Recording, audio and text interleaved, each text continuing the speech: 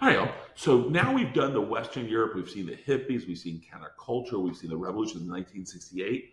Now we're going to see how the new directions in the Eastern Bloc began. The Eastern counterculture is different. They're not as they're not hippie-ish, they're not as cool maybe in the movies, but they were an active movement, much more driven and unified in some ways.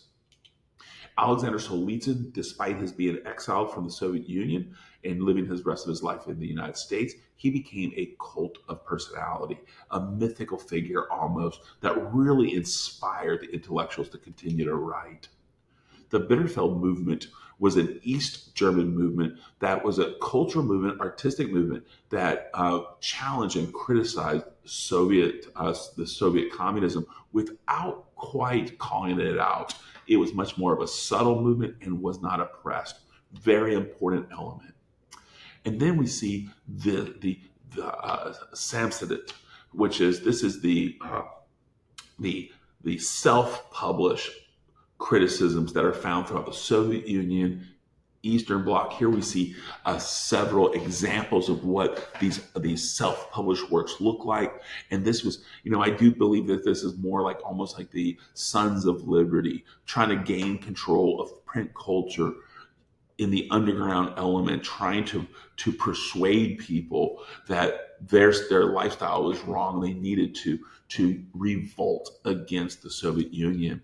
And this youth movement it was a quietly this youth movement quietly formed a call for freedom through the Eastern Bloc, and there is somewhat of a through line to the late 1970s punk movement.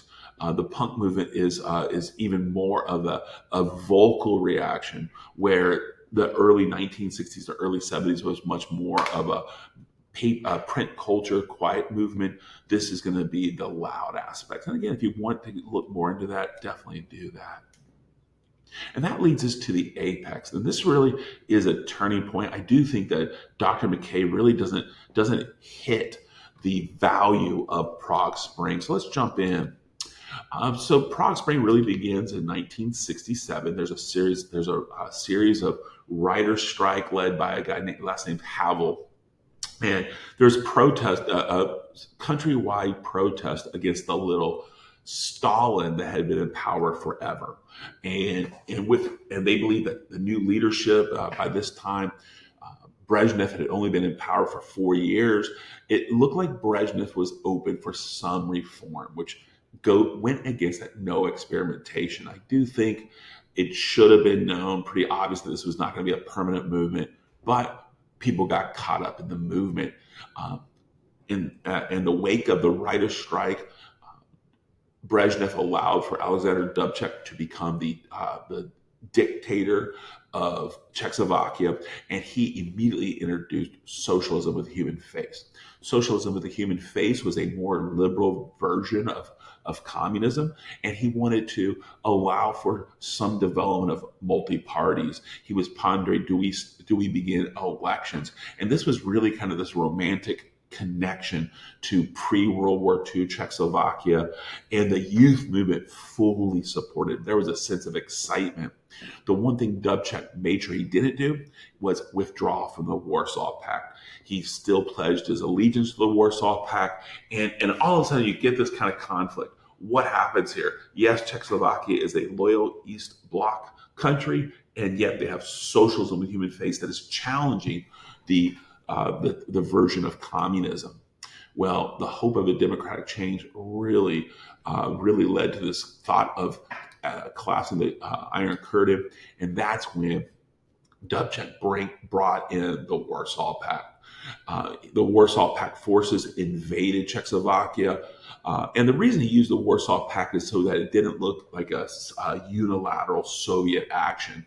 And the Warsaw Pact forces go in there. Originally, they're kind of unsure why they're there. There's almost like a party mentality, parades, a sense of peaceful celebrations. And that's when the orders to shut down the protests came. And that's when the Warsaw Pact forces utilized their military might to shut down the protesters. We're not sure how many hundreds or thousands that died during this moment, because the records are not as accurate as we would like them. But what we do know is Prague Spring is completely shut down. Dubček is ousted, and they put in a little Brezhnev. I like this political cartoon that really illustrates the effects of Prague Spring. In 1945, this young girl is celebrating the Soviet liberation of Czechoslovakia. That same soldier in 1968 is going to shoot her. So I think there's some validity to that. Clearly, Eastern Europe is under the Soviet sphere of influence. He issues the Brezhnev Doctrine. The Brezhnev Doctrine stated that there would be no deviation from Soviet-style communism accepted in the Eastern Bloc. So now, all of a sudden, any hope of political reform is brought to an end. But I do want to point out the broader concept here. The predictability is achieved. With the Iron Curtain so well defined, Western Europeans no longer lived under the constant fear of a Soviet invasion. I think this is a significant aspect that Dr. McCain misses, because really this creates the immediate environment for détente. And we'll see how that happens. But again, they were living under the constant fear of Soviet invasion. Even in West Germany, there was constant American propaganda about the fears, and the Christian Democrats preached the fears. And then all of a sudden, we see this complete invasion of Czechoslovakia, and the Iron Curtain was never challenged. That allowed for the 1969 West German elections, when Willy Brandt became chancellor. Willy Brandt was the first SPD chancellor of the West Germany, or the Federal Republic of Germany. And we now see there's a sense of hope. As the SPDs, there was no longer a fear that the SPDs were conspiring with the Soviet Union, and the SPDs are going to be able to usher in a new era of détente. And that's where we're going to pause here. But again, real fast, make sure you understand, Prague Spring was the turning point.